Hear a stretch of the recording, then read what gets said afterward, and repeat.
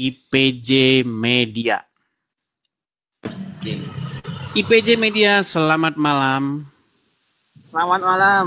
Ya, Muslim Bang. Muslim. Ya, silakan Bang, nyalakan kamera Anda.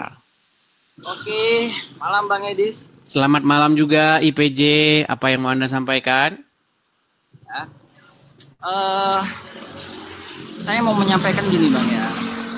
Tema Bang hari ini apa? Apa agama Muhammad sebelum ke Gua Hira ya? Iya, sebelum ke Gua Hira, menurut orang-orang Islam, dia kan ke Gua Hira kan umur 40 tahun. Oke. Nah, Saya sebelum mau 40 bahas itu, tahun... saya mau nanya Abang dulu boleh nggak? Saya nanya Gimana? dulu boleh nggak? Saya mau nanya dulu boleh nggak? Boleh, silakan. Oke. Abang coba jelasin dulu konsep ketuhanan Abang, coba. Konsep ketuhanan. Ya, di dalam Tritunggal Anda, coba. baik. Jadi di dalam Kristen, di dalam Bible, ya, Tuhan itu adalah Bapa di sorga. Nah, bagaimana Bapa di sorga itu supaya dia menjadi nyata? Bagaimana Bapa di sorga itu menjadi Tuhan? Bagaimana dia mewujudkan di tengah-tengah umat manusia? Makanya ada yang disebut dengan Immanuel atau Allah beserta kita. Siapa itu Immanuel? Yaitu Yesus.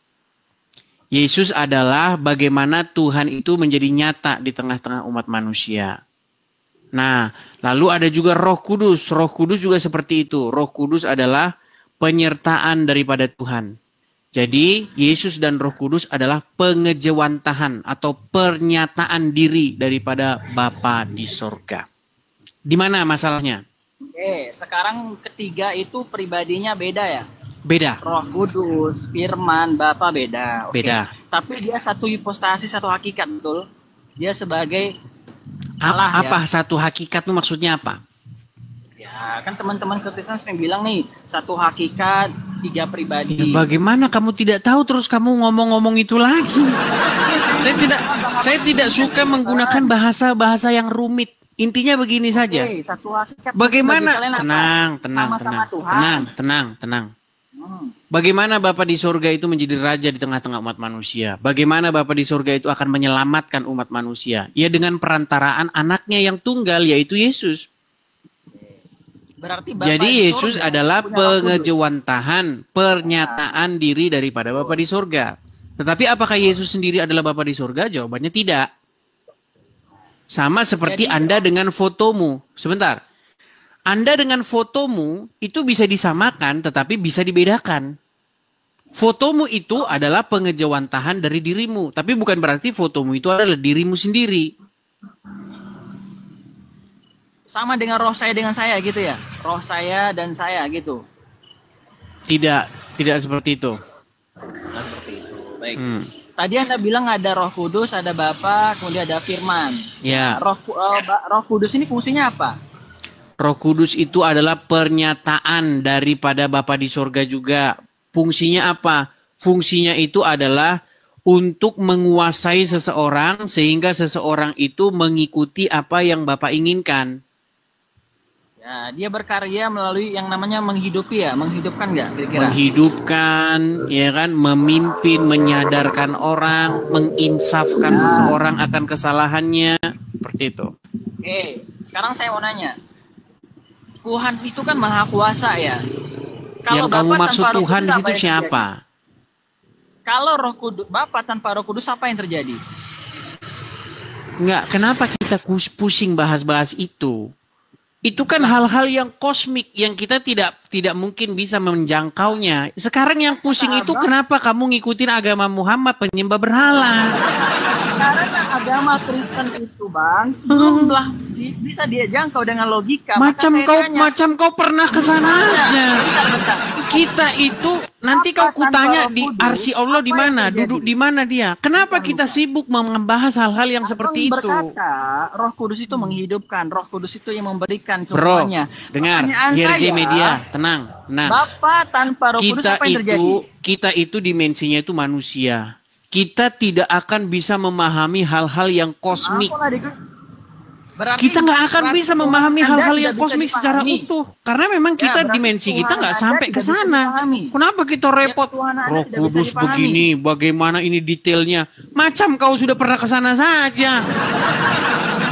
Tuhan Anda tidak bisa dipahami. Loh, bukan tidak bisa dipahami. Kita itu memiliki pengetahuan yang terbatas akan hal-hal yang supranatural. Nanti Anda saya tanya, Allah dulu di arsinya di mana? Bingung. Kita ngapain sih sibuk masalah itu? Apakah keselamatan itu adalah kita paham bentuk arsi berapa, ukurannya berapa meter? Bukan itu. Sekarang itu tugas kita adalah siapakah yang harus kita ikuti? Siapakah yang harus kita taati?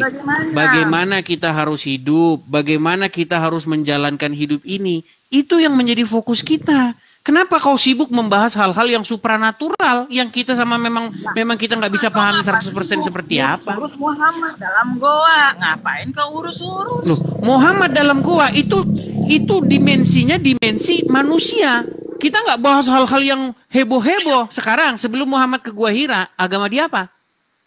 Tadi ke sana. Kau belum menjawab pertanyaan saya. Bapak apa jadinya? Kenapa kau bertanya hal-hal yang sifatnya supranatural dan hal-hal yang sifatnya kosmik?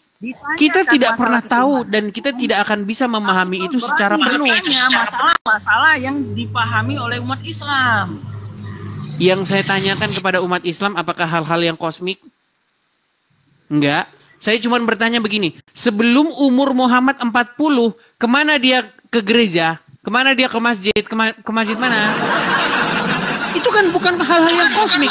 Itu hal-hal yang memang terjadi di dimensi manusia. Dimensi kita nih. Kalau dimensi kita, bisa kita bahas secara komprehensif. Bisa kita bahas secara total.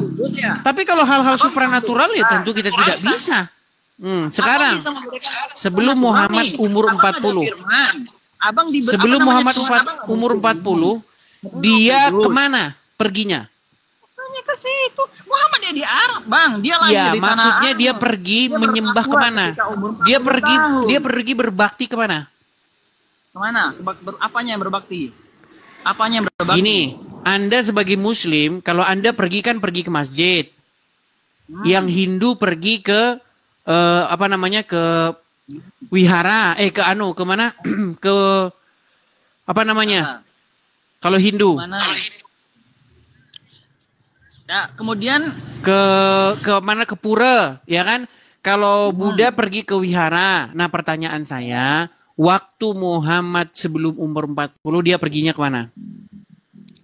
Nabi Muhammad tidak melakukan penyembahan berhala. Bahkan dia yang ketika itu dia pergi kemana? Saya tanya, dia perginya kemana?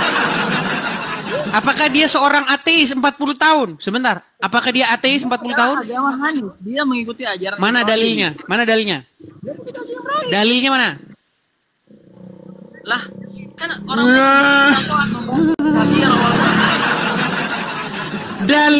Dalilnya. Sebentar. Orang Islam itu kalau ngomong tentang agama Islam, selalu yang keluar dari mulutnya itu adalah dusta, hawa neraka. Sebentar. Tunjukkan kepada saya kemana Muhammad pergi sebelum dia umur 40 tahun. Kalian lancar bahas al-Islam, tapi kalian nggak lancar bahas Bible kalian. Saya tanyakan kepada kau, Bapak tanpa Roh Kudus apa jadinya? Kita tidak bisa membahas hal-hal yang seperti itu. Itu hal-hal kosmik supranatural. Kita tidak paham bagaimana, kita tidak menjangkau hal-hal yang demikian. Kenapa? Bapak tanpa Roh Kudus. Sekarang Allah tanpa arsi gimana? Allah tanpa arsi duduk di mana dia?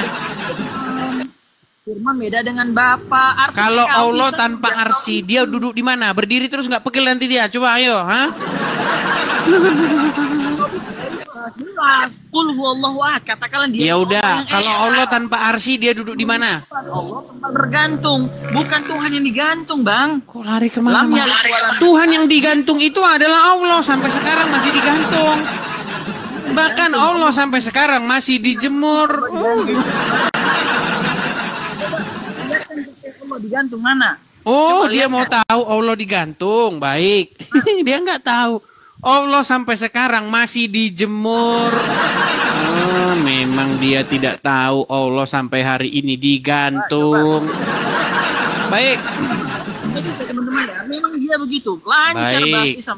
Punya Bible kosong, nggak ada isinya.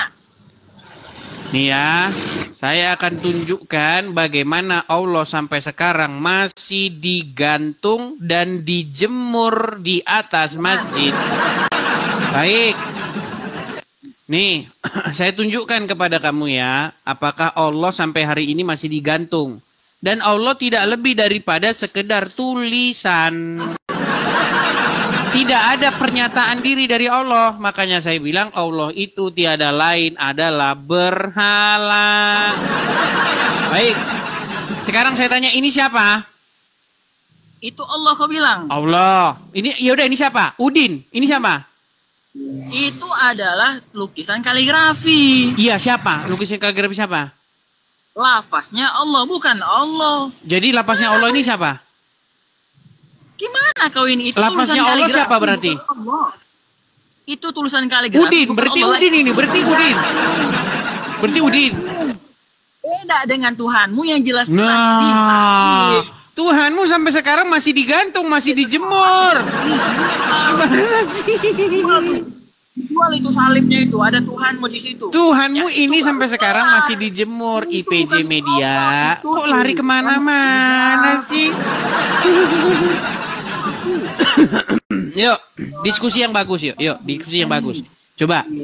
Kita itu jangan membahas hal-hal yang sifatnya itu kosmik supranatural.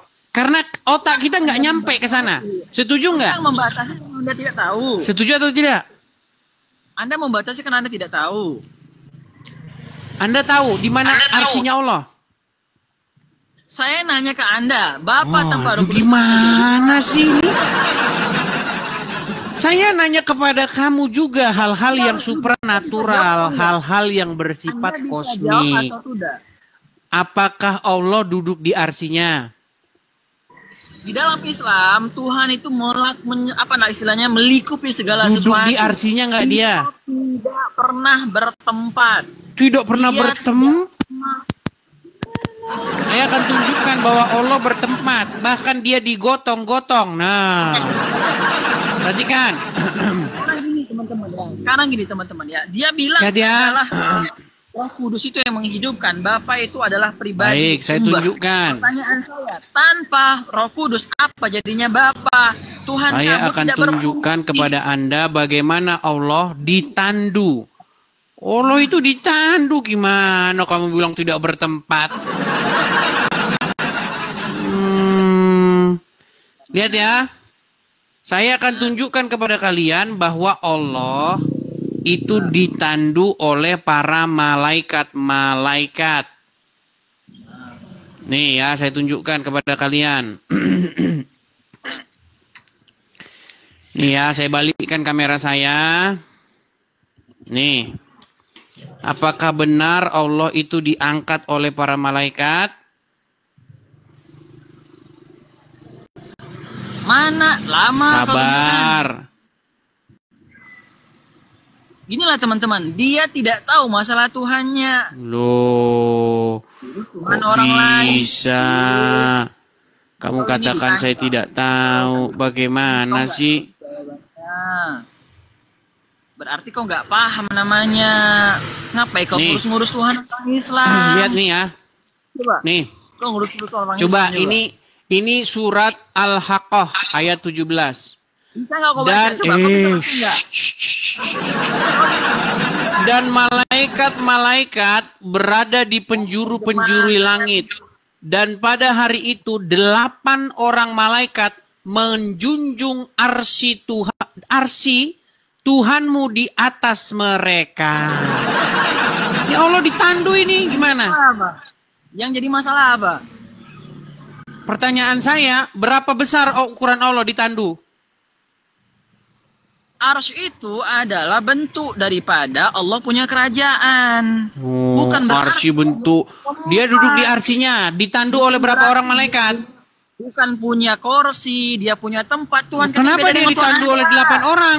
Kalau Tuhan ada, ya menjadi manusia, dia bertempat, dia butuh firman, dia Aduh, butuh sedangkan Allahmu saja Dia bertempat, nggak punya bisa. betis saja kamu tidak pusing gimana?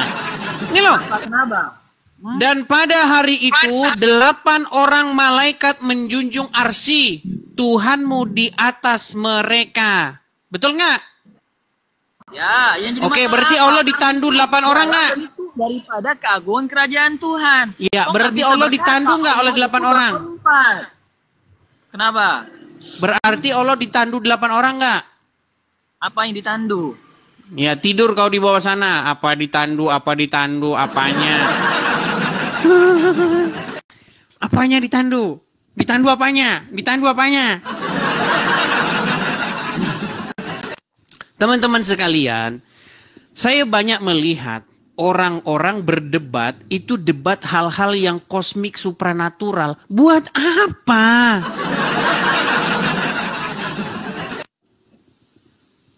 Kita itu teman-teman, dimensi kita itu adalah dimensi manusia. Tentulah kita memiliki pemahaman yang terbatas akan hal-hal yang supranatural. Kita nggak bisa memahami itu secara penuh. Bagaimana prosesnya firman itu masuk ke dalam rahim, lalu tanpa ada pembuahan, lalu bisa jadi manusia. Bagaimana roh itu, roh Tuhan bagaimana ininya. Itu hal-hal kosmik, bukan itu fokus kita. Fokus kita itu sebagai manusia, bukan memahami hal-hal yang supranatural yang akal kita tentu tidak akan cukup untuk memahami hal-hal yang demikian. Fokus kita adalah bagaimana kita harus hidup, siapa yang harus kita taati, patuhi, apa yang harus kita lakukan di muka bumi ini. Itu fokusnya. Fokusnya, kalau kau fokusmu yang kau lakukan di muka bumi ini cium batu ke Arab, berarti kau masih sesat.